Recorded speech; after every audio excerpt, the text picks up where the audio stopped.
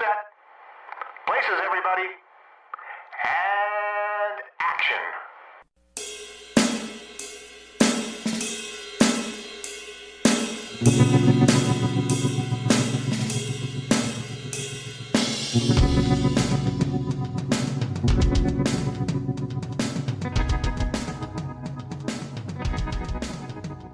It's time once again for the Hooked on Movies podcast. Today, we're celebrating 25 years of the original Gladiator, starring Russell Crowe. And with me are Ken. Are you not entertained? Are you not entertained? Is this not why you are here? No. And Ted. So, Eric, I knew a man once who said, smiles at us all. All a man can do is smile back. I agree. Brother, what we do in life echoes in eternity. Amen. What words could be best said? So we're talking Russell Crowe, Gladiator. I can't believe it's 25 years. Yeah. That's crazy. It's messed up. And we've got the sequel out now, which I think is doing very well. Yes. I think it's going to get a lot of award nods. So It most likely will. yeah. Denzel was nominated for a Best Supporting Actor at the Golden Globes. Sweet. What have we done this week, Ted? Watch Gladiator 2. It is good. It is a worthy sequel. However, I went into it thinking we were getting all new characters, and I'll just leave it at that. Okay. And this past week, I watched Wicked, which was amazing. Definitely should garner some nominations. Probably. I'm sure it will. Why wouldn't Probably not for acting, but definitely as a movie itself, it is pretty phenomenal. And then just today, I watched a movie that was nominated. It's called A Real Pain, and it's written by Jesse Eisenberg, the guy he first starred with in The Social Network. How'd you get him to write a movie about you, Ted? The Ted Life Story. Very Real cute. Pain. You saw that one coming. Come on. Very cute. Okay. But no, Yes, I am. Thank you. It was a very, very good movie. Jesse Eisenberg is very talented. Yeah, I liked him in Social Network. Yeah. Nobody likes him personally, but yeah, talented. Yeah, I guess that's the case. He was in that zombie movie too, wasn't he? Mm-hmm. Zombieland. Yeah. He's very funny in that too. So. Ken, you? I've been watching that Evil show on Netflix right now. What Evil show? Yes, The Evil. It's called Evil. Evil. Yes. And I've not watched called The Evil Show, but yeah. The Evil Show. Evil Knievel. Really liking it. It wasn't what I thought it would be, which actually is better. Me and my wife watch a TV show, and we take the longest time to finish it. So we're one episode away from finishing up All in the Family. Murders. We've been working on it since 1972. Right. Only Murderers in the Building. So we're one episode away from finishing that off. Do they all die at the end? No, I highly doubt it since they got renewed. Yes, it's coming back for another season. Okay. I got the Ocean's trilogy on 4K, which then I donated my Blu-ray I got copies. a Blu-ray! Yay! Yep. I also got the Blu-ray documentary of the Beatles Get Back. How about you, Eric? Well, slow week for me. Football, of course. Really only watched 2 movies. I'm still working on Sopranos, kind of like you. I've already seen it, obviously. I'm just reliving the dream. Whereabouts are you? Oh, I knew you'd ask me that. Still a couple episodes in this season 4. Okay. So, okay. Steve Buscemi's character has emerged from jail. Yes. And he wants to be a massage therapist, apparently. Yes, he does. So that's where I am. And you get to see the great Robert Loggia. Yeah, Robert Loggia's already there. I like Buscemi when he gets out of jail. He's wearing a suit from like a Miami Vice. Yes. That's how long he's been in jail for. So like, hey, where's Tubbs? Exactly. And he didn't find it funny. Yeah, Robert Loggia's in there beating the hell out of people. Watched 2 movies. I watched a little bit of an oddball one. I was talking to Ken about this one from 1982. It kind of rivaled Fast Times at Ridgemont High. I'm curious if you've seen it, because I know Ted has not. It's called The Last American Virgin. No, I've not seen that. Have you heard of it? No, I've not. It is a very interesting movie. Very interesting movie. I'm assuming so. Is it Yes. about a virgin? Yes, it is. Well, there you go. And it's got a phenomenal soundtrack, kind of I'm like sure. Fast Times. Yeah. A lot of your 80s nudity in it. Of course. Very good. High school. It's actually a pretty interesting movie, and I'm not going to let the ending go, but it's a very, let's just say he doesn't get the girl. They all die at the end? They all die at the end. You're afraid of letting other people who have waited 42 years to see this movie spoilers? Pretty much. Yeah, spoiler alert. Yeah. And then who's the main star? Actually, the only really breakout star in it is the one from Better Off Dead, the French exchange student, the girl. Oh. And I can't think of her name now. Was that any good? It was okay. It was. Yep. Yeah. Where can they find our podcast? Whoa, we're on YouTube now. We've hit the big time. We're on the tube. We're on the tube, and people are listening, I should say. Flocking watch, to us. Yeah, they're watching, but they're listening. We're getting a lot of new subscribers and a lot of people checking it out. So you can catch us on YouTube. You can catch us on the Dorkening Network. You can catch us on X, Facebook, Twitter. for all the... No, we're not on Facebook, are we, for the listening, just a chatter. Well, you can actually go to the Facebook page, and there's links to... Yeah, there's links up. And there's our OnlyFans page. Sweet. You didn't tell us about that. No, I don't tell you when the video that I record, I don't tell you what I do with it. Oh, wow. All right. And then a lot of editing. Exactly. A lot of editing. And of course we're on the Bean, the Pod Bean. The Pod Bean. Yeah, and Apple and Spotify. First time I saw Gladiator was last week. First time I ever saw it. That is shocking to me. You know, I gotta say, I've known about it. Obviously, it's Gladiator, but it just never came on my radar. Fondness for gladiators. So first time, yeah. How about that? Right. That's Way to get in the 21st century. How about you, Ted? Theater? Yes. Oh. And this was one of the first times I came up to the Chicagoland area to visit my now ex-wife before we got married. And we went to the AMC theater. And it was the first time I had ever been to an AMC theater. Saw Gladiator. I fell in love with AMC theaters. And other crap.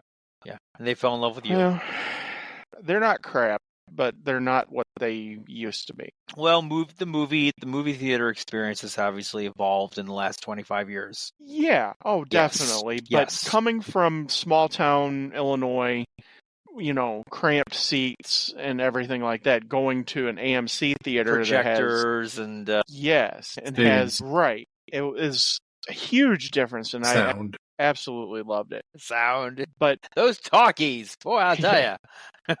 It was so cool seeing it on a bigger screen I'd ever seen any movie on. So was that the first movie you saw in color? Yes, it was. Okay, wonderful. Technicolor. Yeah, Technicolor. Yeah. So I saw this movie about 10 years ago, roughly. I wasn't originally, but actually, amazingly enough, I was put off by all the promos for it during the NFL playoffs and Super Bowl. I mean, it was just so much of it that it just I didn't want to see it because it was just too overhyped. And I just felt like what they showed of the movie wasn't enticing enough for me to go see it. So it took a while for me to, plus I was in my anti-Russell Crowe phase where it's like he was being a dick during that period of time. So you just biggest hate Australians. Biggest sickest, yes. Biggest. When Russell Crowe goes over to the director of the British Academy Awards and tries to strangle him because he cut off his time on his acceptance speech. That says a lot about Russell Crowe. Russell had some anger management issues. Yes, that is and very I said true. Back then, I appreciate Russell Crowe. Was he on roids? No, I think he just had an anger management problem that he's gotten under control. Which he basically portrays in every movie that he was in during that time. He was really good in The Insider. Which he did just before this movie. Right. And then he did LA Confidential before this movie, which is what got him this role. And I love him in Cinderella Man. He's a good actor. Amazingly enough, he is friends with Hugh Jackman, and he didn't want Isn't to. Hugh Jackman Australian? Yes, he is. Do you hate him too, Ken? No, I Yes. like him too. Okay. Yeah, no, Ken hates him. The only Australian he likes is Mel Gibson. It's the whole anti-Semitic thing that Ken likes. But Russell Crowe, I guess the way it all happened for Les Miserables was Hugh Jackman would have parties at his house, and he would play the piano, and Russell Crowe would sing along, and that's how Hugh Jackman then convinced him to become Javert in Les Mis, and he's actually not bad of a singer in Les Mis. Yeah, I'll take your word for it. I don't really have any desire to see The Miserables, so it's one of the greatest stories ever. That's great. Outside of the musical, it's one of the greatest stories ever told. Is that the French Revolution? It's one of them. Yeah, The Miserables. Okay, that's fine. Well, that's very exciting. So now, Ted, particulars. You tell now. The particulars. Gladiator was directed by Sir Ridley Scott. Seriously, he's a sir? Yes, he Knighted? is. Wow. Yes, he is. I did not know that. Yep. Did you know that, Ken? I'm not sure if I did. That could have been part of your tidbits. Okay. Anyway, it has a screenplay by David Franzioni, John Logan, and William Nicholson. The music and score was by Hans Zimmer. Hans Gruber? Nobody's as cool as Hans Gruber. It has a running time of 155 minutes, which is the theatrical version, and or if you saw the director's cut like I did. And 171 minutes of the extended version, which I saw as well, which is my favorite version. It had a release date of May 5th, 2000. It had a budget of $103 million, and it had a box office gross of $1 million. On Rotten Tomatoes, it has a critic score of a certified fresh 80%, and it has an audience score of 87%. And on the critic score, Roger Ebert hated this movie. It happens. It does. He can be wrong. It has an IMDb rating of 8.5, so right along the Rotten Tomatoes audience score. So, Gladiator stars Russell Crowe as the fictional character Maximus Decimus Meridius, Joaquin Phoenix as Commodus, who's based on the historical figure Commodus, Connie Nielsen as Lucilla, who is based on the historical figure Lucilla, the great Oliver Reed as Antonius Proximo, Derek Jacobi as Senator Gracchus, Demon Hansu as Juba, Richard Harris, the great Richard Harris, as Marcus Aurelius. These all sound like Star Wars characters.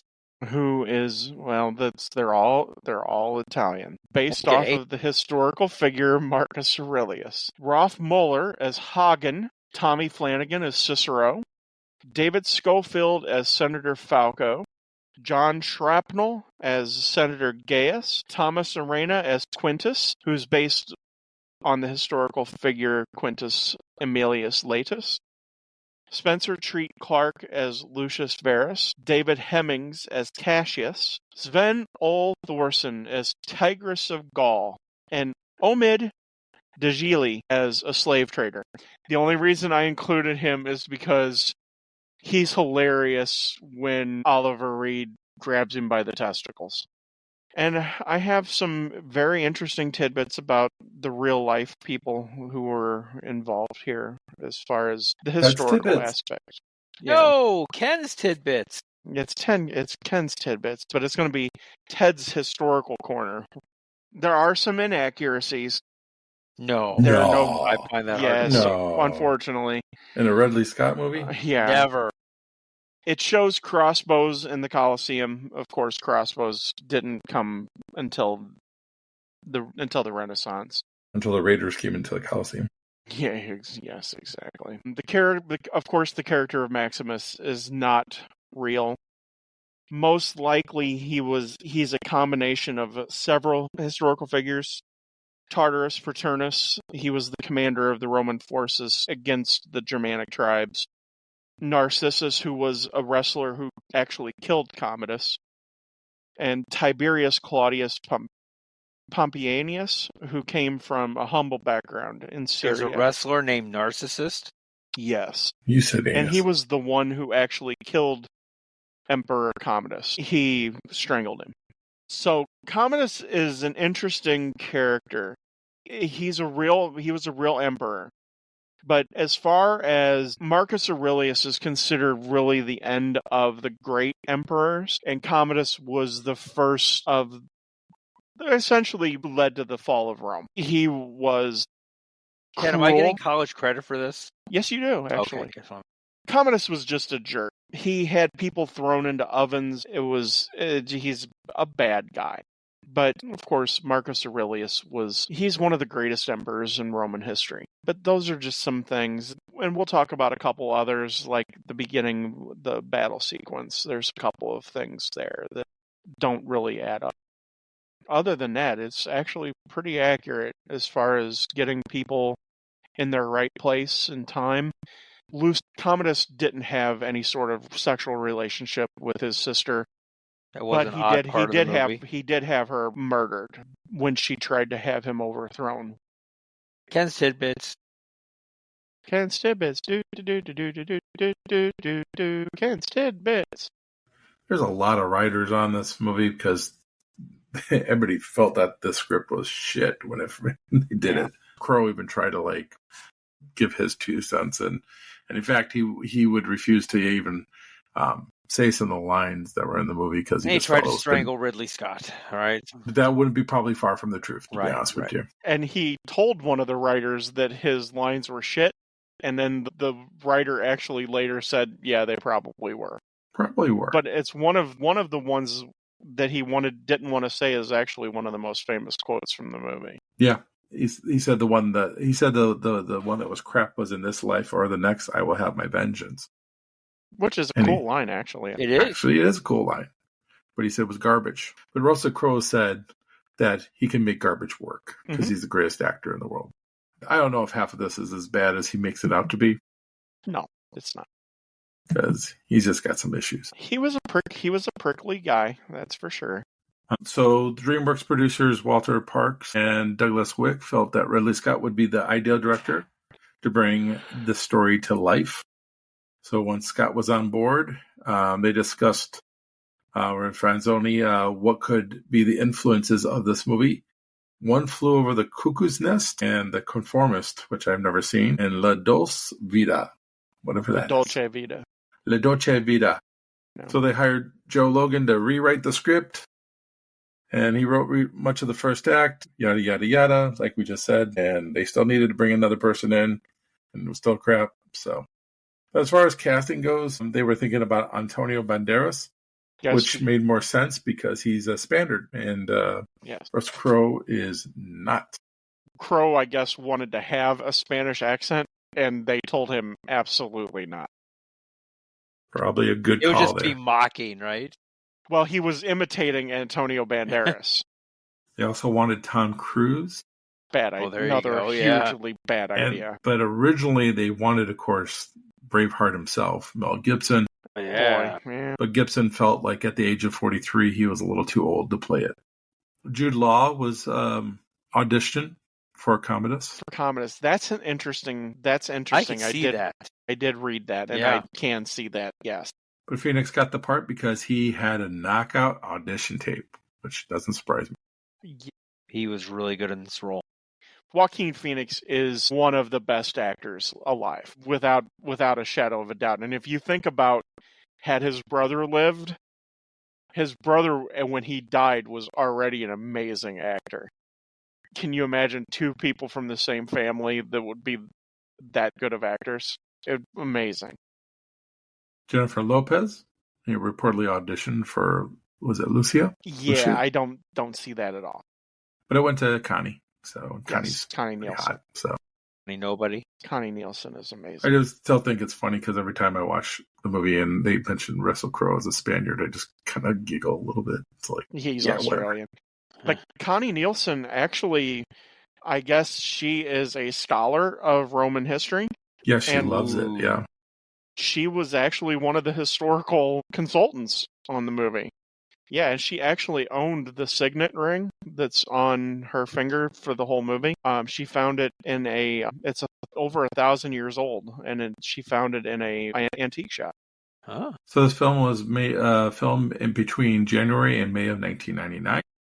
They had 3 main locations. One was at the Jason Bourne Wood in England. I guess they learned that the Forestry Commission there was planning to remove a section of the forest, so they obtained permission to burn it down. Burn it down! Yeah. For the scene. The scenes for slavery, desert travel, gladiator training were all shot in Morocco. Scenes set in Rome were shot in Malta. So, and a replica of the Colosseum was made. It was only about a third of the Colosseum and the height to a height of 52 feet. But the other 2/3 were computer generated. So, and it's hard to tell. And Maximus's farm is in Italy. I will say this about the Colosseum: they used like extras, digital extras, and cardboard cutouts for the extras in the film. And Oleg Thorson, who played Tiberius, or Tiber of Gaul, he actually is in the crowd. So he played the gladiator fighting Maximus, and he's also in the crowd. Ridley Scott wanted the Colosseum to seem bigger than what it is, and it's from people that I know that have actually seen the Colosseum. It's huge, but Ridley Scott's Colosseum in the movie is even larger, and what they wanted to do was what he wanted to proclaim was grandeur of what Rome was. But the Colosseum is the epitome of Rome. Yeah, a lot of things I've read about the Colosseum, about the years of damage that caused it to be what it is now. But yeah, because it has awnings too, and it's been widely debated amongst scholars if that was real, and I guess they figured out that it was real, and the reason that they had the awnings, it was like a cooling system for the Colosseum. I know, highly interesting stuff. And of course they used real tigers and some dummy tigers and some not so smart tigers, I guess. Dummy tigers, so what, these are the tigers that didn't graduate tiger school? I guess not. Some were live on location, some were done on a blue screen. I'm sure the one that was killed was not real. I would hope not. Hito would be all over that one. So some problems on the set. Crowe was injured multiple times during principal photography. He had his Achilles tendons go out, his knees go out, his shoulders. And of course, Oliver Reed died of a heart attack on May 2nd, which was a few weeks before principal photography stopped. All of the scenes were filmed. His character was meant to live. Mm-hmm. He wasn't meant to die. So, of course, they had to revise the script to include his death, and then they had to kind of do a transplant. I guess what is it? A deep fake. A little bit, yeah. The 2000 version of a deep fake. I've never been able to tell. The only thing that I can tell, and I was going to get to it later in the movie, is when he does get stabbed, it looks bad. When he gets killed at that section, that is... Oh, when he's stabbed in the back? Yeah, that's badly done. I would have rather them just cut to another scene. Anyway, and Russell Crowe had some problems with Oliver Reed. In fact, Oliver Reed challenged Russell Crowe to a fistfight. And Reed probably would have won. Let's be honest, Russell Crowe killed Oliver Reed. Wow. And that's why, yeah, but they passed it off as a heart attack. Wow. And of course, Richard Harris was the go-between, because Richard Harris was friends with both. And Richard Harris was actually supposed to be Proximo. But then he wanted Oliver Reed to be Proximo, and he wanted to be Marcus Aurelius. That makes more sense, because Richard Harris can play off a sympathetic leader. Oliver Reed, no, he cannot. He's a bad guy through and through. Even when he's a good guy, he's still a bad guy. You have a problem with him. Yes, that's what I have for Ken's tidbits. Ken's tidbits. Eric, why don't you go ahead and start us off with the setup? In AD 180, should I read it like a big accent? In AD 180. Yes. This is not the movie 300. Big voice guy. Come on. 3. Oh, there we go. That's a crapshoot. In AD 180, the Roman general Maximus Decimus Meritus, got these names, intends to return home after he leads the Roman army to victory over Germanic tribes near Vindobona, Emperor, Vindobona. Yeah, yes, Vindobona. Emperor Marcus Aurelius tells Maximus that his own son, Commodus, is unfit to rule, and that he wishes Maximus to succeed him as regent to restore the Roman Republic. Angered by the decision, Commodus secretly murders his father. I swear this is like Star Wars. Commodus proclaims himself the new emperor and requests loyalty from Maximus, who refuses. Maximus is arrested by the Praetorian Guards, led by Quintus, who tells him that he and his family will die. Maximus kills his captors and rides for his home near Trigalium, where he finds his wife and son executed. Maximus buries them and collapses from his injuries. He is found by slave traders who take him to Zucabar in the Roman province of Mauritania. What is that, Caesaronius? And sells him Yes, to the gladiator Mauritanius trainer Caesaronius. Proximo. This is like my revenge from all the times that I had to do the It's readings, not right? okay. Come on, seriously, this is not fair. This is like reading biblical names. The opening battle in this thing, I mean, it is a. I mean, I know a lot of it's CG, but it is really, really well done. Actually, a lot of it's not. Really? Okay. Well, there Yeah. you go. So it is an incredible opening scene. Yeah. So Ken said that they were going to burn the forest anyway. Yeah, this is pretty much all practical, and because Ridley Scott did not want CGI, he wanted practical effects. So pretty much everything is real. The opening sequence here is freaking amazing. It is. It is very, very good. The only thing that's not accurate is the use of the catapults and the ballista. But you know what? Honestly, who cares? Well, I know it's cool to see. It is, and that's why they used it. Exactly, it's very cool. Those two weapons are siege weapons and not battle weapons. But Vindobona is actually where Vienna is now. Austria? So yeah, that they're fighting in Austria, and they're fighting the Germanic tribes in Austria. Yes. It doesn't say which Germanic tribe because there was a bunch of them. There was the Goths, the Visigoths. There's a whole bunch of them. The way they use the cavalry is completely accurate. The use of the archers is perfect as well, as what they would do would be to light the fire behind the enemy so that they couldn't escape, and then they would send the Roman legion to attack. So, and then of course, once the battle has started, that's when they would use the super weapon of the time, which was the cavalry. So it's completely 100% accurate. It's good, but I don't know. I feel like because I'm only a few years removed from Braveheart, I just don't feel like it's Braveheart-esque. Like, it's not as good as the battle scenes in Braveheart. I still think they're good, but I just feel like Braveheart does it a little bit better. I felt like there could have been a little bit more. I watched some deleted scenes about what happened afterwards and the amputations and all this other stuff. I kind of wish they would have kept some of that stuff in, some of the more gruesome stuff in the movie. You wanted to see people getting limbs cut off? You wanted more blood. I wanted more blood. I see. I mean, this is a Gladiator movie. Don't hold back. You want to see people fed to the lions for food? They feed you to the lions. It's still pretty brutal. It is brutal. It is still brutal, but I just feel like Braveheart did it a little bit better. I felt like Braveheart did a little bit better with the hand-on-hand combat. A little bit more. I mean, Braveheart is amazing, and while it has some historical problems, the battle scenes are definitely pretty accurate. Yeah, I'm just talking as far as entertainment value goes, or visually stunning. I mean, they're both good. So, not trying to take too much away from Gladiator. We're kind of used to this type of fighting up to this point because there's other movies that are doing it as well as this movie at this particular time. Yeah, I mean, it's not bringing anything, I think, new to the table, but it still does it extremely well based on what it's trying to do. Yeah. When I first saw the movie, I never made any sort of connection between that and Braveheart. So, I didn't either. It's funny that you say that, Ken. Now that you're thinking of it, you say it, I'm thinking about it. That's probably why they wanted Mel Gibson to be the lead actor here of this movie was because of the fact of Braveheart. Yeah. Braveheart's another, this is ironic, it's going to be ironic, but it's a completely different movie. This starts out bloody. I mean, this starts out with an amazing sequence. You get the idea of what Rome is. This is serious. Yeah. I mean, I think we get what Rome is, though, thanks to the characters, though, not because of this True. battle.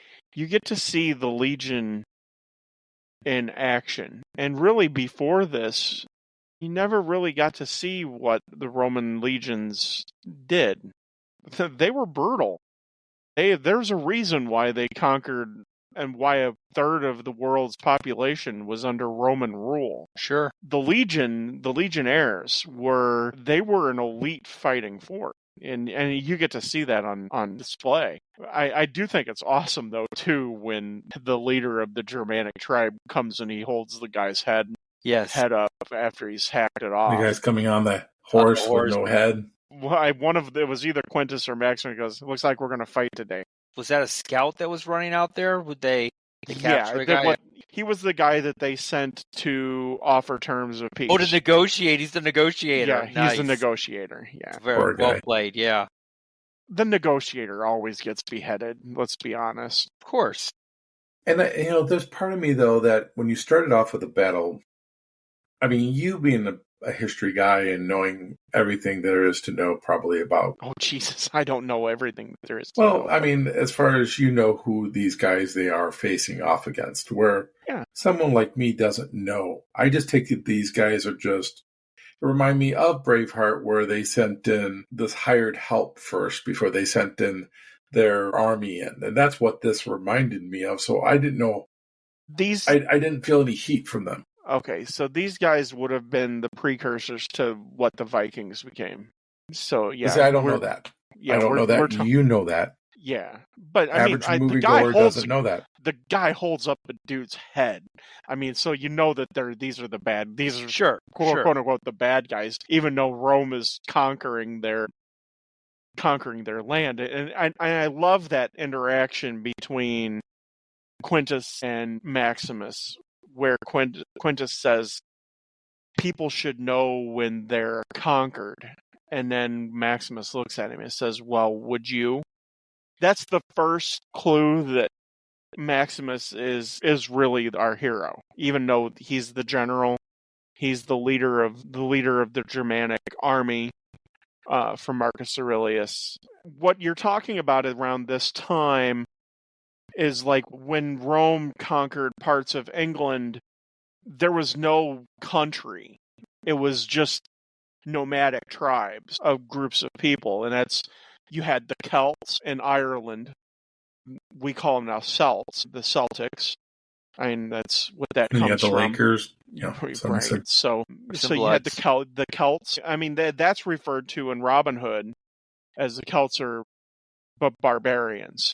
Because what happened is Rome essentially wiped out all of these groups. And so then they traveled even farther north, and they ended up becoming Vikings. What I think I'm trying to say here, though, is when I'm asking about the deleted scene where he's seen all the carnage and all the stuff that's gone on with his own people, without that, I feel like it's an easy win. It almost comes across to me that they won easily in this fight. Unfortunately, yeah, really the barbarians didn't stand a chance. Not against the Roman army. You can't underestimate the Roman legion. The Roman legion was the supreme fighting force in the world. They were Sparta. Those men who became legionnaires, they trained from teenage on to become killers. They were elite. So these barbarians really didn't stand a chance. It just took time, because they're all nomadic, to get everything taken care of. So for me, though, the part of this movie that really is the heart and soul of the movie is the relationship between Maximus and the Emperor. Now, just going back and forth, because the Emperor sounds like he regrets all the fighting that he's done. Where has it brought him to at this particular point? Especially with everything that's happening in Rome. He feels that Rome is corrupt It's not a republic of the people anymore. And so this is where I think the heart of the movie is this relationship between the Emperor and Maximus. It's more of that father and son do better than what I've done type of deal. And Richard Harris is one of my favorite actors of all time. Wish he would have lived a little bit longer to complete the Harry Potter movies. He elevates. He's very good. He elevates, everything that he's in. I mean, he's King Arthur, Camelot. He's kind of like how do we put it? He's able to do it all. Musicals, serious roles, comedies. Richard Harris is your guy. Richard Harris is amazing as Marcus Aurelius. He's very sympathetic. I mean, you really definitely fall in love with this man who's basically a killer. He's killed off a lot of people to bring his empire to what it is. Marcus Aurelius is an interesting character here. The whole idea of him handing Rome back over to the Senate, no, that never happened. There was no way he was ever going to hand Rome back over to the Senate. It's interesting, though, when he says, am I going to be remembered as the philosopher or the warlord or whatever? He was a conqueror, but he's also a philosopher. That's why that particular thing is interesting that they included that, because he wrote a famous, it's still famous, book about philosophy, and it's why he's considered the last of the great Roman emperors. This is called Pax Romanus. Marcus Aurelius is amazing, and if you know the time, you know exactly what era we're in. And Marcus Aurelius, he's very sympathetic, and Richard Harris is amazing. There's a few things like he would never have turned Rome. He didn't want to turn it over to his son, and he couldn't do it to his daughter. He kind of did with his daughter. So there was a brief period of time after he died, and he died of the plague, is what he died of. He caught the plague during the Germanic War. And his son didn't kill him? No, he didn't. Lucilla was kind of co-emperor for a brief period of time until we get Commodus, and he essentially takes over. You get the grandeur of who Marcus Aurelius is. You think about his relationship, though, with his children, because his children, let's be honest, his children sound a little bit messed up. A little bit. To the point where you understand why he is. I mean, his father, throughout his whole life, is a conqueror. And all he wants to be is, he wants to be his dad. And he wants his father to love him and appreciate him. Right. And his father doesn't. But his father has kind of given him the blueprint to what he's become. Kind of. Commodus, though, the way Joaquin Phoenix plays it that way. For sure. Right. And that's how we're going to look at it, because that's the movie. But in reality, he was more like Caligula than he was Marcus Aurelius. So you'd like to have a little fun. Well, no, he was sadistic, he was cruel, and tortured people, and he was very not a good person, and which is why he ended up getting assassinated. And Commodus, just for historical perspective, his real name was Lucius alias Aurelius Commodus. So they go by he goes by Commodus, which is, I guess, okay. But the introduction of Lucilla and Commodus is pretty accurate of how they would have traveled and everything like that. They also play Commodus as a scared cat. He waits out the war, and he goes, "Oh, did I miss the war?" Yes. So how wrong of me to do that. Which is kind of accurate. Did a fight in the Colosseum. He's had 465 battles, all won, of course, because who's going to challenge the emperor or the heir to the empire? But he liked to pick on people he could pick on. He saw himself as Hercules, and you can kind of see that in Joaquin Phoenix's portrayal. He thinks that he's a god. Well, in the movie, of course, he also has a thing for his sister. I know that's not what you said. He doesn't have it. No, not accurate.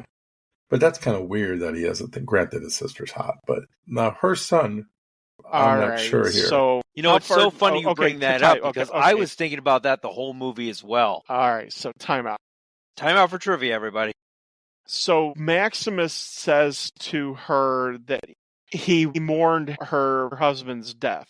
Her husband was a quote-unquote general of some sort. In the movie, what they don't say is her husband, he was not into the ladies, okay? So it's Maximus's baby, is what we're well, thinking. then that makes him a cheater because his son is supposed to be roughly the same age, right? They are the same age, yes. But here's the thing. They're probably a little bit different in time. So Marcus Aurelius had named Maximus the head of his army. So Maximus was never at home. We are also talking about Rome. And how long do you think Maximus was away? A couple years? Almost 3 years. Was it almost 3 years? Yeah. The battle that took place was a culmination of about 3 years worth of. I mean, the kids are 8 or 9 years old. I mean, they had the kids way before this. Right.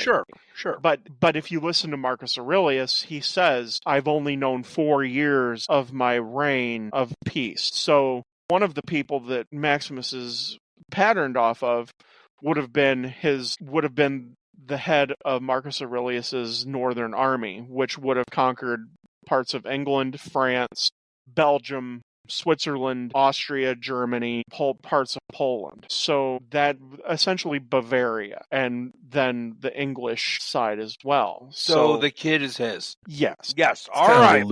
It's kind of alluded to that. It's alluded, yes. It's never come out and said, yes. But for the movie's sake, it is most likely. So Commodus kills his dad because he's not going to give him the keys to the kingdom, right? The emperor doesn't see this coming. He knows what kind of boy he's got. And he thinks that a loving embrace is not going to end in his death. I mean, your son is psychotic. But Richard Harris plays it off that he still has faith in him. That he does. He does say that he'll accept his decision. He probably should have made the decision with a guard by. just putting that out there. But, I mean... How about the leader of your northern army? Yeah, that would probably have been nice. But what I think is interesting is what happens afterwards. So Maximus, of course, doesn't give his allegiance. But somehow everybody is against him. His own men are not to be found. People who are known to be on his side are no longer on his side. I feel like they're military. They fall in line. So Quintus is named the head of the Praetorian Guard.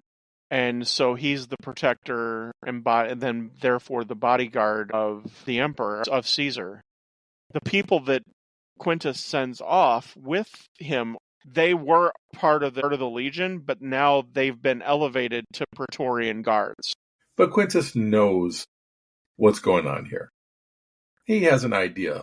He has an idea, but he knows that if he falls out of line, he's going to be executed as well.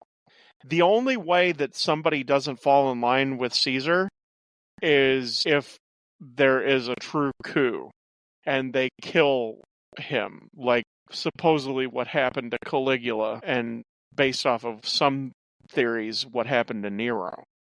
Caligula, there's a movie. We should do Caligula. Yeah. No, thank you. Yeah. I watched it once, and I think that'll be enough for me. Bob for the rest of my life. Guccione. There we go. Yeah. Peter O'Toole. Yeah. Yeah, Peter O'Toole's in it. And Malcolm McDowell. Is that based on fact? Parts of it are. It's all right. I don't want to get on a Caligula rant here, but just going back to the movie. Why would they have to kill his wife and son? Leave nobody alive. I know, but they're so far away. They don't know what the fuck happened. They could say he died in battle. It doesn't matter. That's how the Caesars took care of things. One, they would have killed his son anyway. When you're a ruler like that, there is a part of you that's sadistic like that. And so they would have killed his family. And they didn't just kill his family, they crucified them and then burned them. I think they possibly raped her too, I believe. Depending on several times, you believe what Commodus has to say. The real-life Commodus was not afraid to crucify people. And, of course, Spartacus. That's how Spartacus died. That's why. I mean, it's just a wiping out of the bloodline, because essentially what they're wanting to do is to erase him from history. So they have no lineage. Then why don't they kill his kind His of like dog? his yeah? Why don't they kill him at that particular time? It just makes sense. Didn't he if they're going to escape? get rid of. Hmm? No, he was getting ready with the sword, and Maximus is like, nope, just let whatever happens happen. But it would make sense if they're going to kill him, to kill his, the guy who serves underneath him. Yeah, right? but didn't he escape after that though? Well, Are you talking about why you didn't kill Quintus? His servant, whatever, Well, His servant. his sidekick, Yeah. whatever you want to call him, Yeah, so his his servant. Robin. Yeah. is Robin. What I assume happened is he leaves to go tell his men. wife and daughter that he's coming home. Because that's his manservant. But his manservant was right there when they arrested him and they were going to kill him. And he was there when he told them that his wife and son were going to die. Well, then they also needed somebody at the end to... It's a movie trope. It's a movie thing. Yes, exactly. Spare the guy so he can come back later. Right. No, that's what I'm just saying. I said that in normalcy, you would probably have killed him too. Well, yeah, definitely. They would have killed anybody.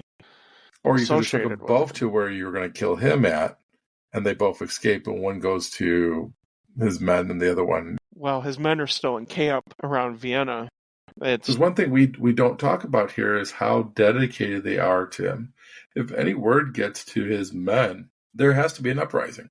We haven't talked about how his men look at him at the beginning of this movie. He is the general. He's like God on earth. He's beloved. To these men. He's respected. Yes. Even Richard Harris's character is like, he tells Caesar, this is for you. And he's like, no, this isn't for me. This is for you because your men love you. Because the generals that were good in the Roman army came up through the legion. And so they knew most of them, the ones that were good, they were not sadistic. They did not throw their men into battle just to go into battle. They didn't murder just to murder. The generals were mostly beloved because they valued the soldier's life. Well, they took the same risk. The risk as they took, he was right there with them. Hey, whatever happened to the dog, by the way, man? I don't know. I liked his dog. Yeah, wish his dog would have maybe came back at the end of the film or something like that and saved his life. They are very loyal to him. And we'll talk about that later. Because I'm sure you have a massive question as to why his troops are still loyal to him. And that's because of there's a hatred between the Praetorian Guard and the Legion. Because the Legion was never allowed into Rome. So the troops never got to see the grandeur of Rome. They just fought for Rome and fought for the Caesars. So they never had an attachment to the Caesars. And so that's why his men would have rose up and killed whoever Commodus put in control of them. We'll talk about that later. And of course, Maximus buries his wife and son, and then, of course, the Gladiator troop, I guess, was, slave traders. Well, slave traders were in town and just happened to go by his gravesite over there. Maybe they were looking at the smoke and thought, hey, maybe there's something going on over there. I don't know. Most likely. But, of course, they capture him and mend him up a little bit. That's when we got Oliver Reed. And why don't we go ahead and go to the build, and we'll talk a little bit more about the Gladiator part of this movie. The build. Maximus reluctantly fights in local tournaments. His combat skills helping him win matches and gain popularity. He earns the nickname the Spaniard and befriends Juba, a gladiator from Carthage, and Hagen, a gladiator from Germania. In Rome, Commodius organizes 150 days of gladiatorial games to commemorate his father and win the approval of the Roman public.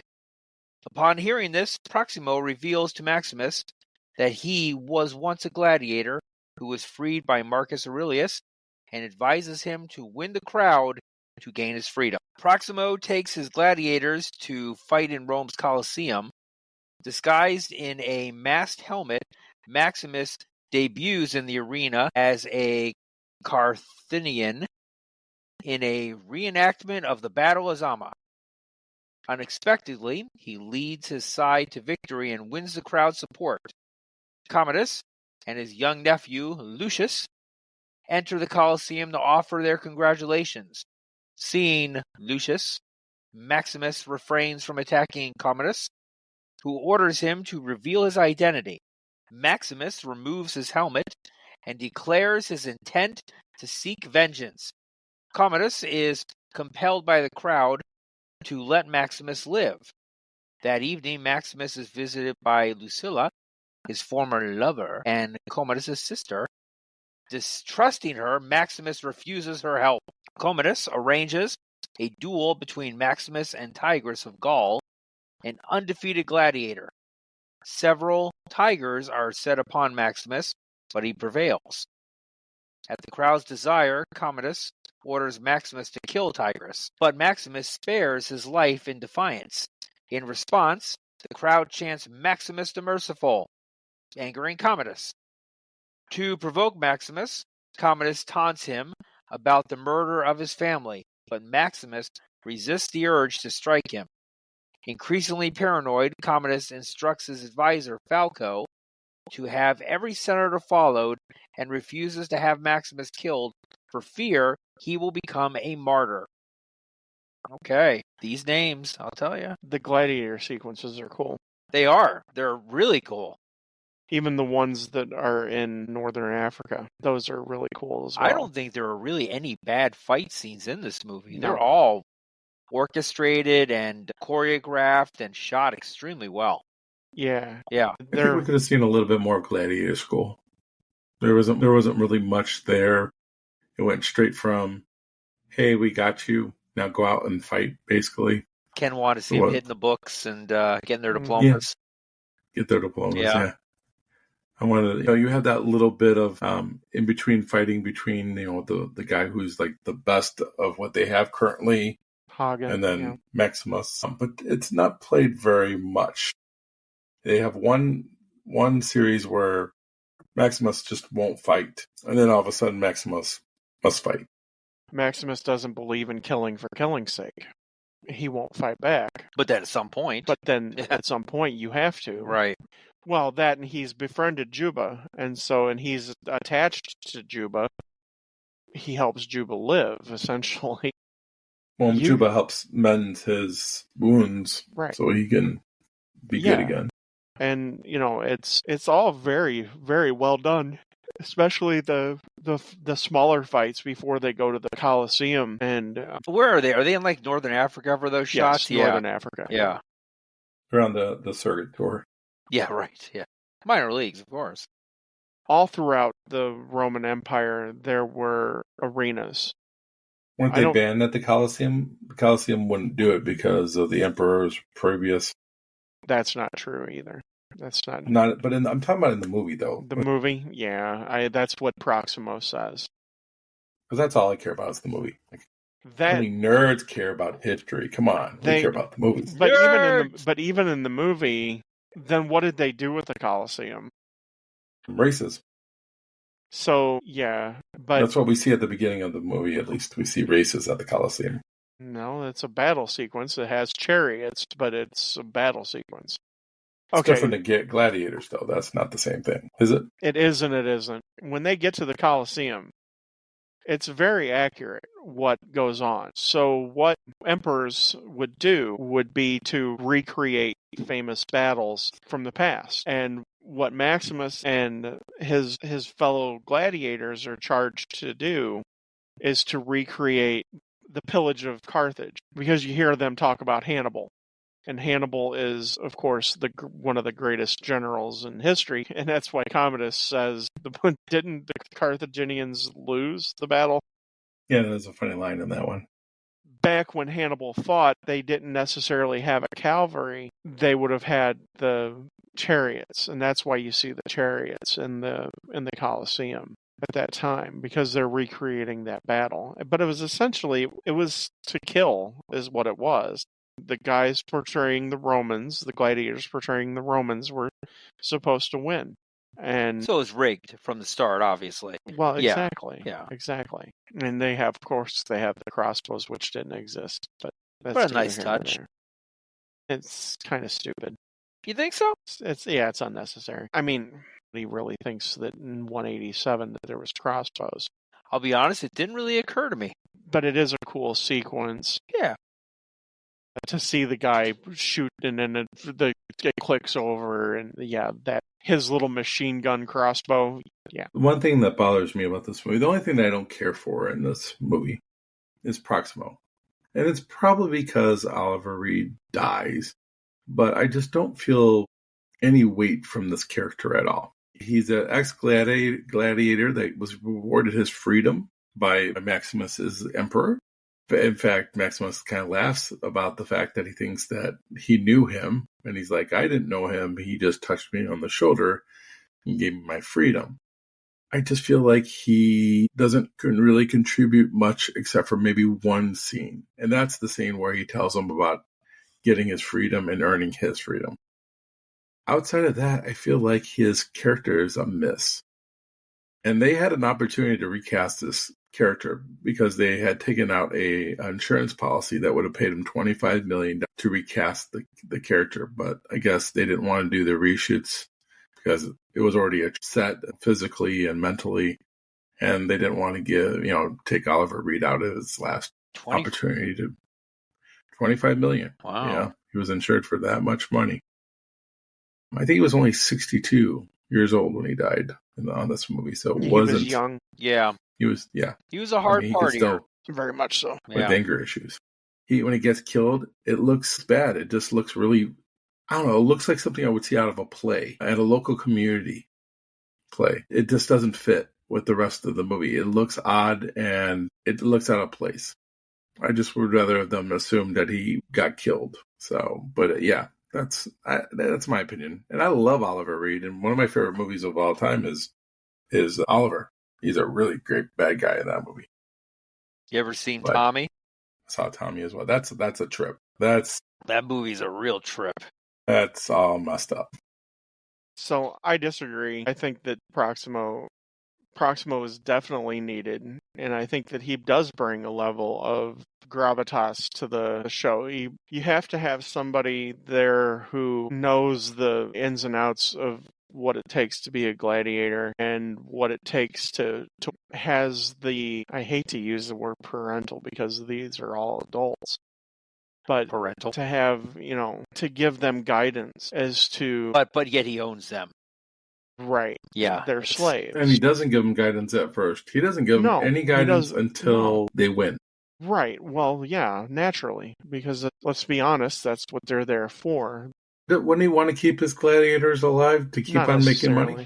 Not necessarily. But you see what happens when when Maximus does make money, then yes, then he realizes he has a champion. Yeah.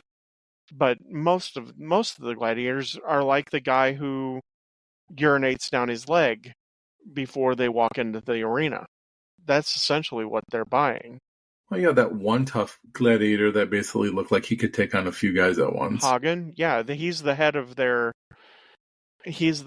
school. He's expected to live. Because he's a champion. So, yeah. He's your teacher. He's your head. Right. Yeah. He would have been a champion. Yeah, it makes perfect sense. I don't know. I feel like there's disconnect when they're doing the practice fighting before and Crow won't fight. I feel like there needs to be a little bit more there with Proximus. I feel like he needs to be more engaged in that scenario. And I don't know. I think it's like a missed opportunity. Him to fight? Well, we could tell that he sees that there's something in him. But it basically goes from there straight to the sessions with the gladiators. There's no really in between, with Proximus. He bets heavy against Maximus living. Which that's weird based on his intrigue with Maximus when he doesn't fight, but when he sees him taking the punishment that he takes, that he keeps on coming back for more. Well, it just seems inconsistent. He saw his tattoo, the SPQR, which is the tattoo of the Legion. So he knows that he's a fighter. But he's got bad against him because he knows he's not a fighter. Because he's not going to fight. I just feel like there's some inconsistencies in it. like I said, outside of the one scene where he kind of tells him how to earn back his freedom, and I blame it on the fact that he died early, because, I mean, he died 3 weeks before it all ended. He was supposed to all live. of his stuff was, pretty much all of his stuff was filmed. So this is his role. I mean, what you see on screen, this movie was filmed in sequence. So what you see on screen, unless there's more deleted stuff with Oliver Reed, is Well, what you he died get. before the scene where the gladiators, so he can escape. Oliver Reed's dead by then. Right. So I feel like there's got to be more, because even then, even his death scene, like I just said, it was awkward, but the words that he's saying and just the screenshots of all, it's just off. Maybe it's not Oliver Reed's acting here, but just trying to make it all work. Maybe his character finishes off being more well-rounded. Well, here's the thing. I don't know how it was originally written that he was going to live. Essentially, he commits a Spartacus. Essentially, but the gladiators rise up, and at the start, the slaves rise up against the Romans. So, I mean, I don't know how Proximo would have lived, because it was his gladiators that led the revolution. So he was bound to die. He was a traitor. Right. He was gonna die. Well, a lot of the regardless. gladiators lived. We see them later on in the film. So they didn't kill some off of all them the did. gladiators. And we do see Maximus telling them not to sacrifice their lives for him. Right. All he needs is that diversion. It seems like they have to do more, maybe because they have to find a way to kill off the character. I don't know, maybe it's the talk about the script being shit. I just think that this character was just too blah. It would have been so much more for an Oliver Reed character. I mean, I look at Richard Harris's portrayal earlier. He has a small role, but he makes the most out of it. Whereas I think Oliver Reed has just that one Oliver scene. Reed did. I disagree with you. I think they should have replaced him. I disagree. But no, I think that it sets up everything perfectly, and I love when after they win in the Colosseum and Commodus comes down, and that's when we get the reveal that Maximus lived and he's defying Commodus. I think that's awesome. I think that's a great scene. But he's got the support of everyone too. That's the great thing. He's got the support of the mob. He won the people over. Yes. Well, the mob is fickle too. So the mob. Well, the people are Rome. You've heard that in the movie. One last thing I'll say about the Oliver Reed thing. If he did live and he was going to die, I would rather see him fight his way to the death, since he was a gladiator. Yeah, him just standing there waiting to be killed. That's not his character. He's a gladiator that fought. I don't disagree with that. But yeah, I love what you're talking about as far as the egging on from Phoenix. He's just like, hey, your wife, was like a whore, and your kid, this is his little girl. This is the movie that catapulted Joaquin Phoenix into the stratosphere. Yeah. Yes. He is amazing in this role. He is. Yeah. Was he nominated for anything? Did he get any nomination? I'm not sure. I know that Crow won for Best Actor. We know it got Best Movie, right? Yes, it got Best Picture. Yeah. It won Best Music and Score. Nothing for Phoenix, Joaquin, which is unfortunate. Yeah. Well, I will say Joaquin Phoenix was nominated. He probably gives the best performance in the movie, and he stands out as just a bad guy. Yeah, as amongst the other actors. But yeah, and you get to see. Then you also get to see how cruel he is when he has the guys executed. When the ones who let him go, who Russell got defeated by Russell He's like, Crowe. These are your men, right? And Quintus sells them out too. Yeah, because Quintus knows that he has to protect his ass. I mean, everybody around Commodus is on borrowed time. His sister Lucilla comes and she visits Maximus and tries to convince Maximus that that she's on his side and all of this, and he doesn't buy it. I love the scene when he's reading the book to the kid. Yeah, that's in the final section, because that leads into one of my favorite scenes between he and Connie Nielsen. Yes, the two gladiators in the Colosseum is amazing too. I love the mask that Tiber of Gaul wears. I think it's very cool. But the use of the tigers is interesting too. You can tell that Commodus is trying to kill Maximus without killing Maximus, because he knows that he can't just kill him because the people would revolt. And it's kind of alluded to, if you pay attention to the Senate scenes, they don't know how they're going to pay for these games. Commodus has released food to the people as well. Mm-hmm.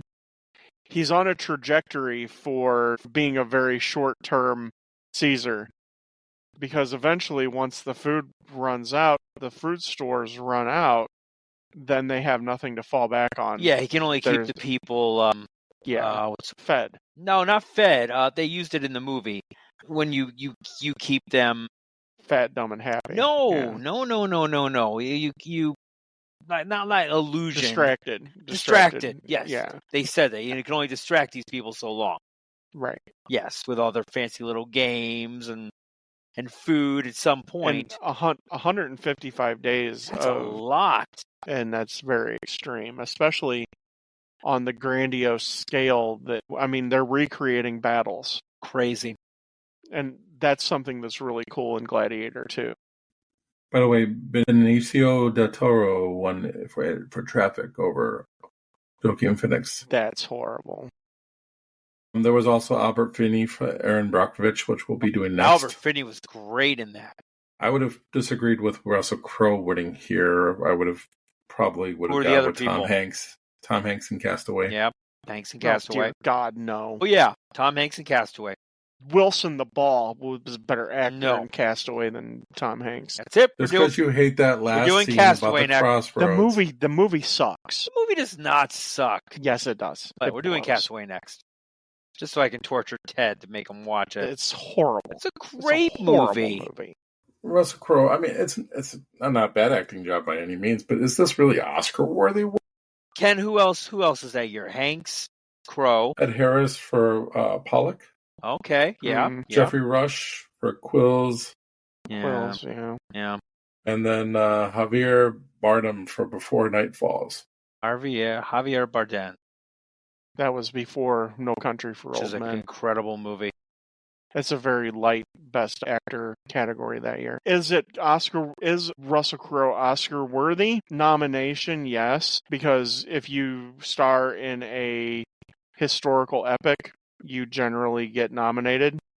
By the way, I would have liked to seen Richard Harris get a nomination for Best Supporting. Yeah, that'd have been interesting. I'm not saying he should have won because the role is very short, but I mean, for what he did for the movie, I thought was very important.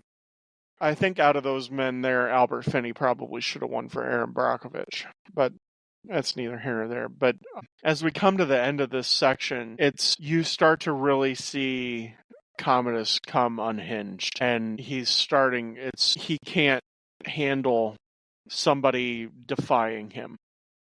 Unhinged, but brilliant. He is an incredible, smart individual.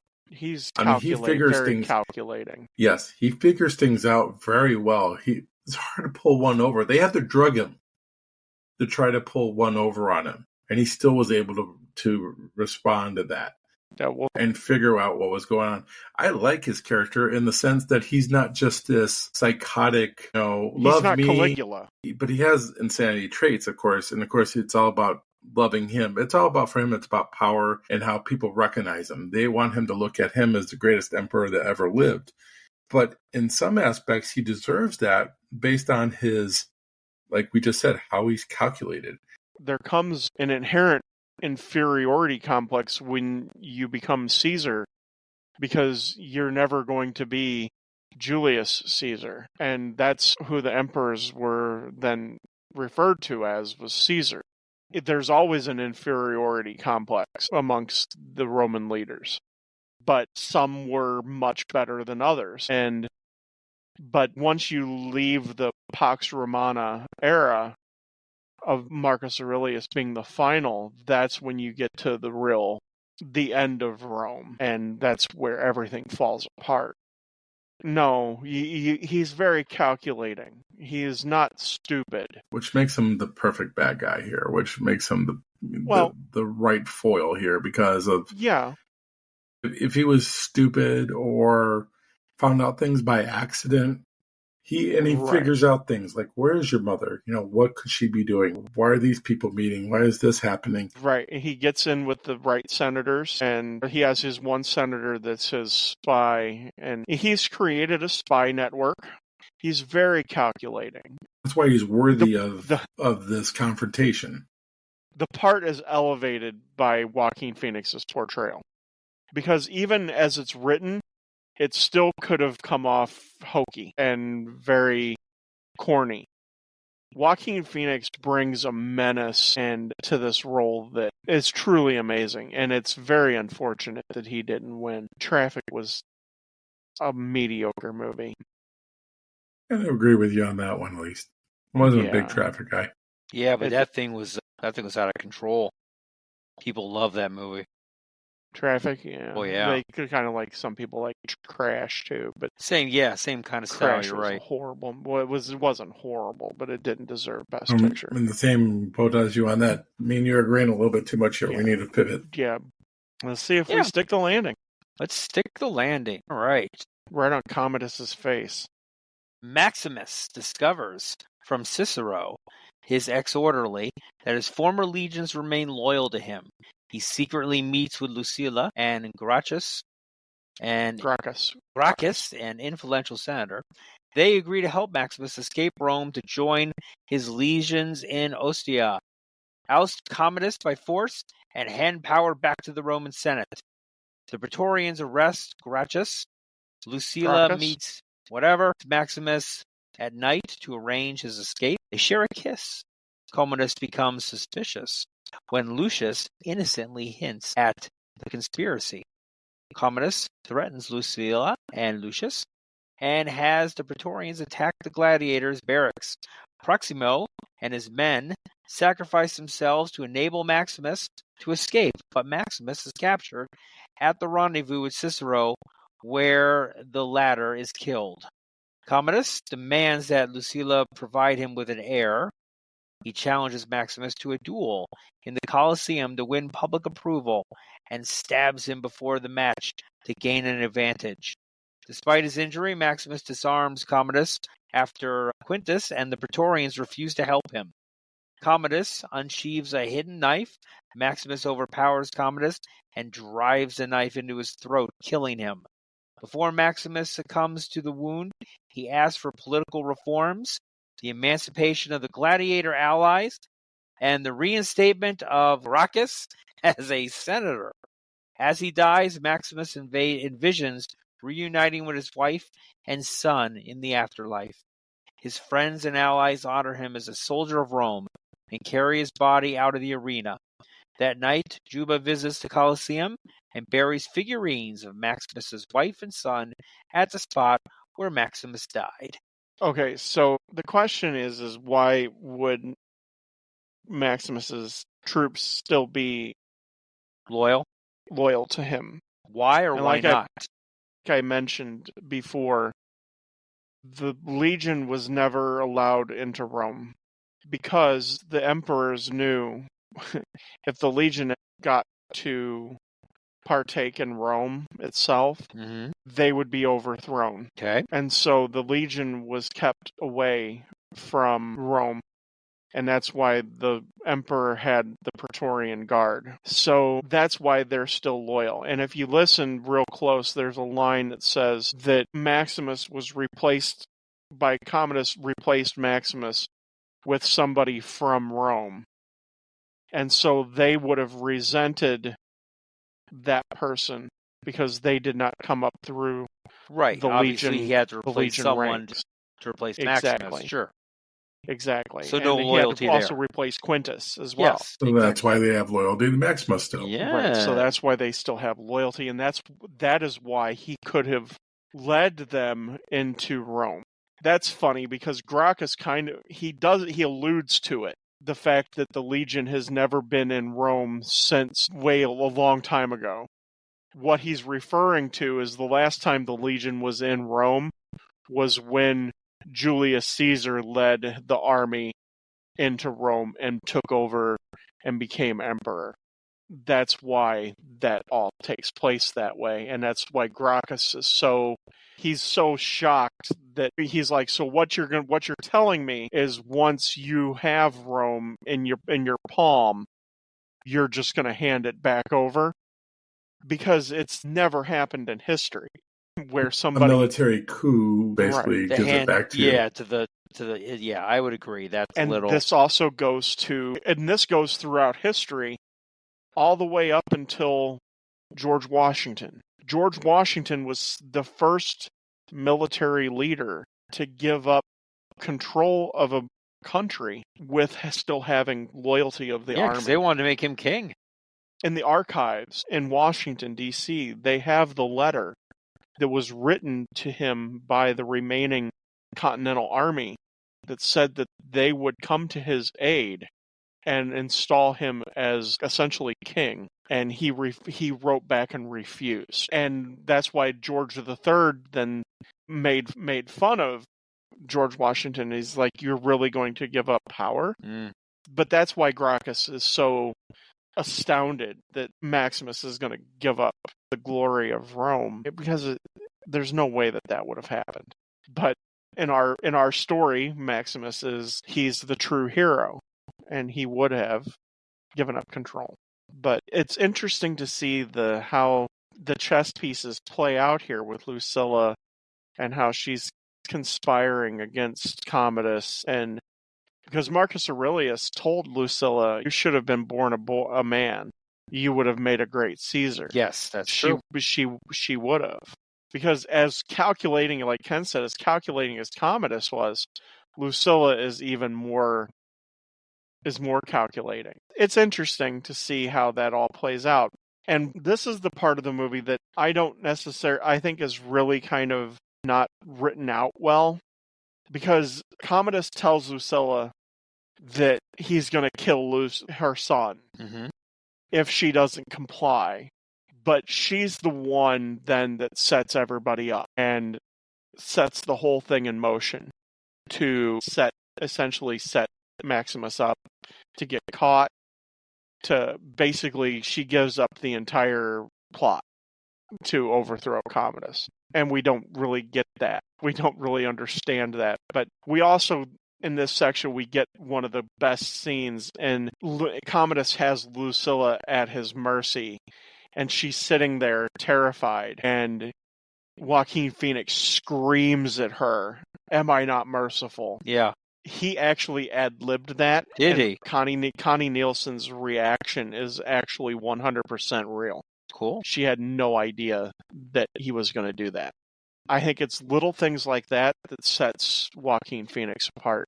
And it's funny because Roger Ebert said the person that was the lackey here was Phoenix. So weird. He felt that Phoenix lacked a little quirkiness and could have had a lot more fun with the role, which I disagree. I can see what he's saying, but I don't agree with it. He wants to Dr. Evil? Is that what I'm talking about here? I don't want Commodus to have any redeeming quality. Yeah. I think he does have redeeming qualities, though. No, he doesn't. He is cruel, he's sadistic, he's exactly what he's supposed to be. But he's a product of his father. His father was in a way, conqueror. Yes. I mean, in a way, yes, and he was always away. And so basically just wanted his father's love and respect and never got that. So now he wants it from others, which he doesn't deserve because he's cruel and sadistic and all that other stuff. He refers to the Roman people as his kids. Right. Because he's a megalomaniac. Yeah. But I mean, we could understand why he does what he does. Mm-hmm. It's not like Heath Ledger's Joker. He's not the Joker. He's not a nihilist like that. He's calculating. But the character itself he's a megalomaniac. I mean, don't get me wrong. He's not father of the year or uncle of the year, I should say. No, he threatens to kill his nephew. And he would have if he got his own heir. once he got his own heir, his nephew would have been killed. No, I don't think so. I think because so. Lucius has no ties to the throne. Unless he goes crazy like Nero or Caligula and starts killing family members randomly. Yeah, the only way that he would have been killed is if, like in real life, if we get the Lucilla is actually conspiring and she's part of an assassination attempt. But she's afraid he's going to kill him before he feels that way. Throughout the whole movie, we get that feeling. Because he's a wild card. He killed his father, so why wouldn't he kill his nephew? In that sense, he is kind of like the Joker because he's a complete wild card. You don't know what mood you're going to find him in. He's kind of bipolar that way. A little bit, well, yeah. The thing is, though, the Joker's completely nihilist. He eventually becomes the Joker later on, but right, exactly. One of the best Jokers. I still think Heath Ledger is better. Heath Ledger killed everybody for the Joker. What I think is the difference here is Heath Ledger's Joker, he enjoys watching the world burn, as they say in the movie. Whereas in this movie, all Phoenix wants is people to love him. It's the opposite. And he wants people to think that he is the best thing since sliced bread. That's what he wants. An inferiority complex. Yeah. And that's what he wants, and he's willing to do anything through fear, even through fear, to get it. And that's why he needed to be put down. Yes, a megalomaniac. He wants people to love him because he tells them that they have to love him. Not because he deserves it. But like you were saying earlier, I mean, Maximus dying here, and that's a nice little fight scene between him and Joaquin Phoenix as far as, the going back and forth. Of course, he's going to stab him before the event so he can get that edge. Oh, yeah, because there was no way he was ever going to beat Maximus. Because you see Commodus training. When he's trained, there's no threat of him dying. And we don't see him ever engaged in battle. Yeah, he might know how to defend himself, but in general, he doesn't know how to kill. Not in the sense of, one-on-one battles, basically. He tells people to kill. Right. He doesn't kill himself. Exactly. He would have been better off waiting a half an hour or 45 minutes and say, let's just let him bleed out a little bit longer. Mm-hmm. And then we'll go out there and I'll finish you off. Part of the narcissism. He feels that will be enough to wound him. Enough. And he also believes that the Praetorian Guard is on his side. That's why he's surrounding him with them, yeah. This is interesting. While the Praetorian Guard it was essentially used to protect the emperor, they also were political enough to know which way the wind was blowing. And so when Quintus makes the decision to tell the Praetorian Guard to stand down and not help, he sees what's going on. And Quintus is here again. He's CYA. He's covering his own ass.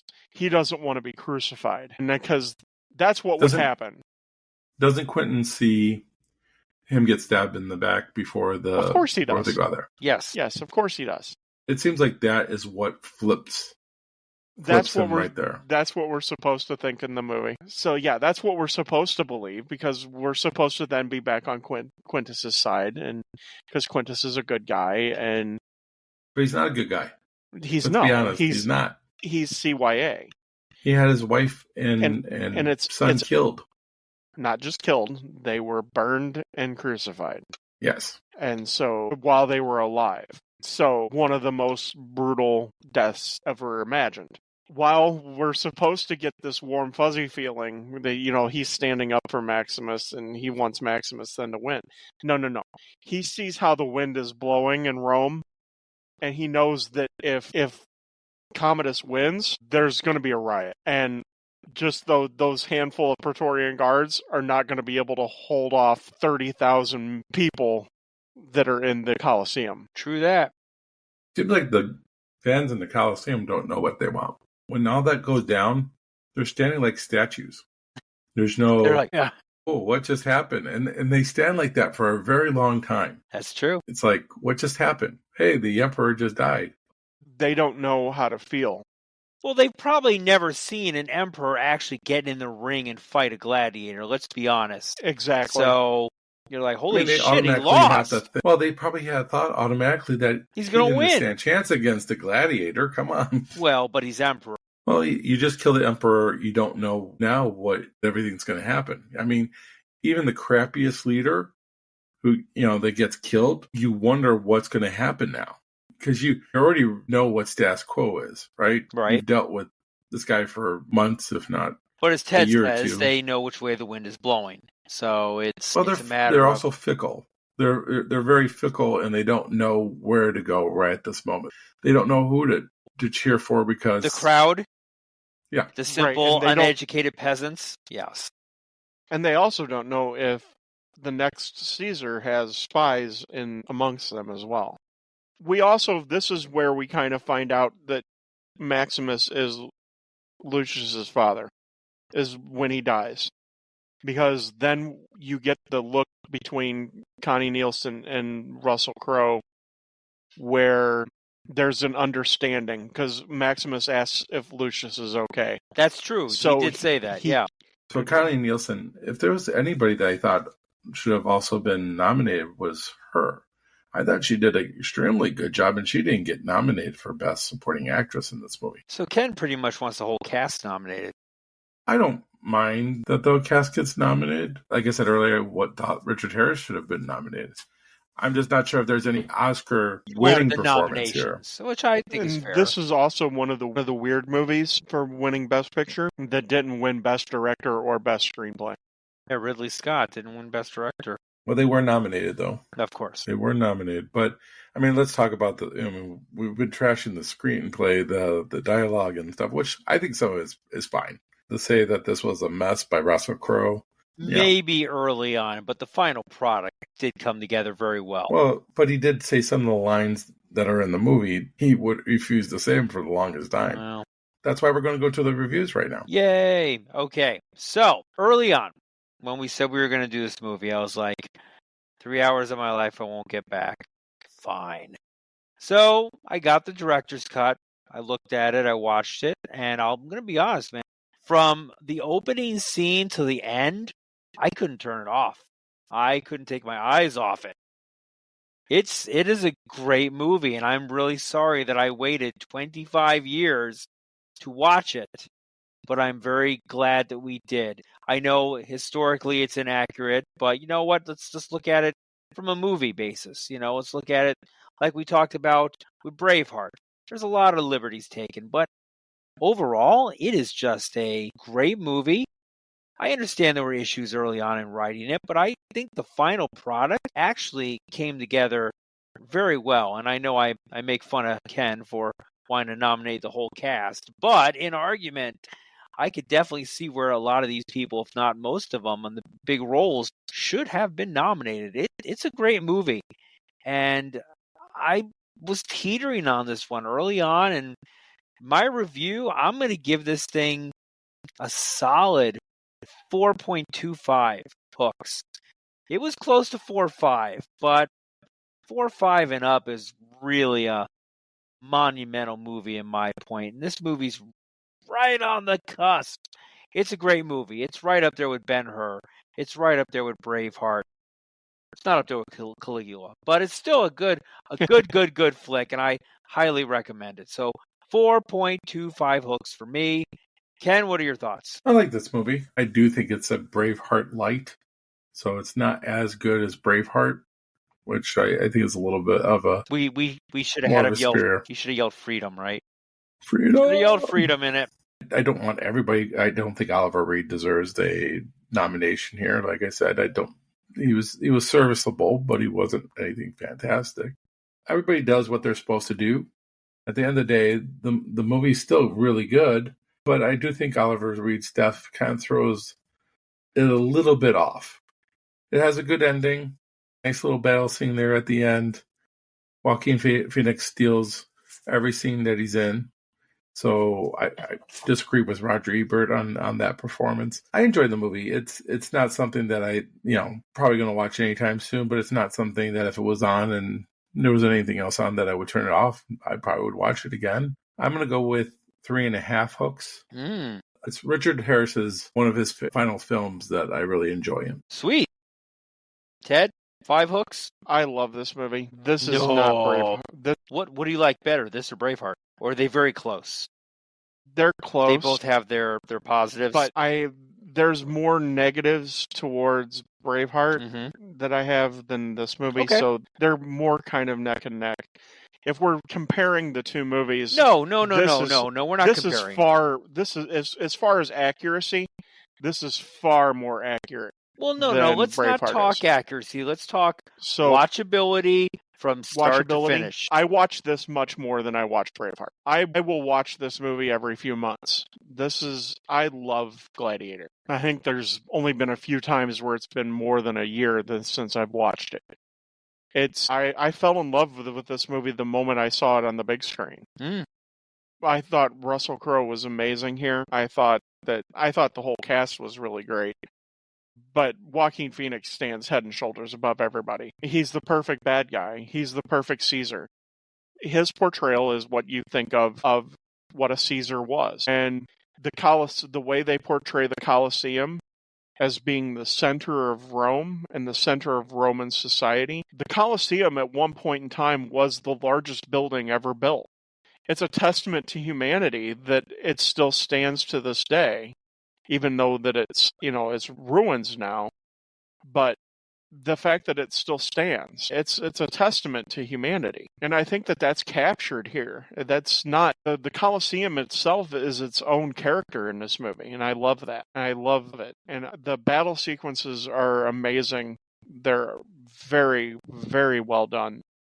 All of them. And for the most part, they're accurate, and then you don't find that very often, especially in a blockbuster movie. So this movie is a 4.75 for me. It's just below that 5. But I mean, it's as close to being perfect as it can come. I thoroughly adore this movie. And to Eric's point, it's better than Ben-Hur. So much better than Ben-Hur. Nice. Okay. And I'm very glad that you liked it. I did. I really enjoyed it a lot. Ken, what are we doing next? Well, it's your choice, so you tell us. All right. We are doing 25 years ago. Yeah. Aaron Brockovich. Stay tuned for that one. I'm looking forward to that one as well. I mean, Ted, you've seen that, right? Oh, yes. Ken, definitely. you've seen that? Yes. Beautiful. All right. We've all seen it. Great movie. Well, there you go. You've tipped his hat. That's all the time we have on this episode of Hooked on Movies. And as always, Joey, do you like movies about gladiators? See you at the movies. See you next time on Hooked on Movies.